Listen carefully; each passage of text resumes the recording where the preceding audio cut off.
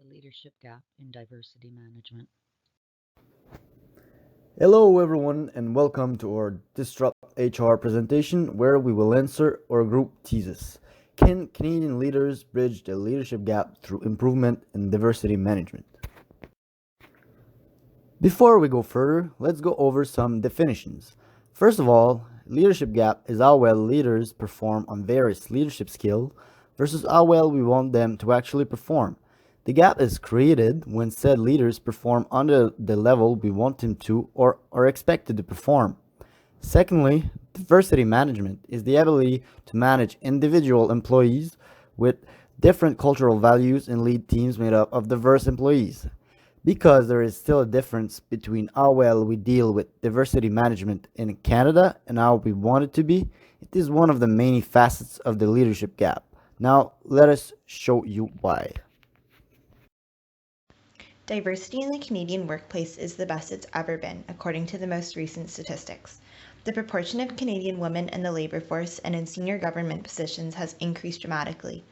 The number of people of color in the labor force and senior management are also steadily increasing. As diversity in the labor force increases, it's important that leaders learn and adapt. They need to be prepared to meet the needs of the changing workforce. Human capital is becoming more and more valuable in a highly automated world. A diverse workforce can be a huge competitive advantage since the Canadian market is also diversifying, and leaders need to effectively manage diverse teams to leverage their employees' talents and the benefits that come from teamwork. The Canadian Research Chairs Program is failing to close the diversity management leadership gap, so they set a goal to have more women, visible minorities, people with disabilities, and Indigenous Canadians in their organization. The goal was to hire a proportionate number of candidates from the pool of eligible academics in each minority group, as seen in the pie chart on the left. On the right is the current percentages of minorities. It is clear they are failing to meet their goals. University compliance is mixed. UBC and Queen's have met 3 of 4 goals, most have met 2 of 4, and University of Calgary and U Ottawa have met none, while other universities even fail to provide data. Now that the ideal state has been identified, the Canadian Research Chairs Program must change their systems, procedures, and practices. As Dr. Adarand suggests, the federal government should publish equity information about each university and should stop accepting nominations from universities that do not meet their goals, thus punishing institutions who are not making diversity a priority and getting aggressive about it. In 2019, Deloitte published a study titled The Design of Everyday Men. This examined the poor state of diversity management in the Canadian workplace. They uncovered that 97% of CEO seats, 82% of executive seats, and 72% of board seats are all held by men. This identified the need for better diversity management. In order to set the framework for success, managers must take responsibility for diversity management at the individual level.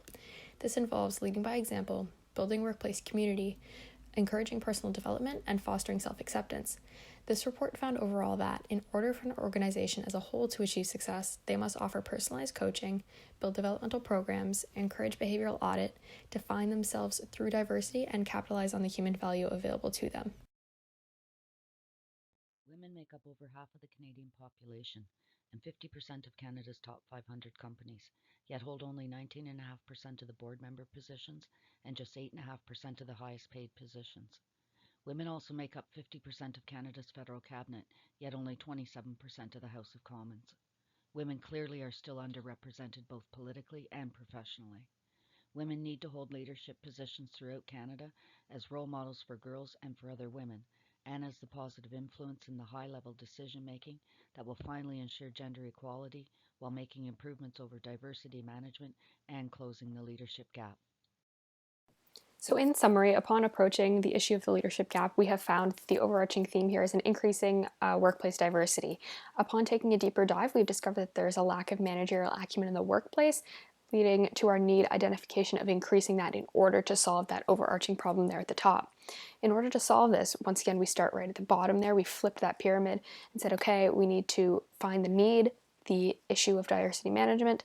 2, to set the framework, make sure managers are taking accountability at the individual one-on-one level. And the 3rd, once again, to achieve success, that overall organizational revamp in order to have increased diversity management and acquire top talent. Thank you to our professor, and thank you to all group members. And thank you for viewing our group presentation.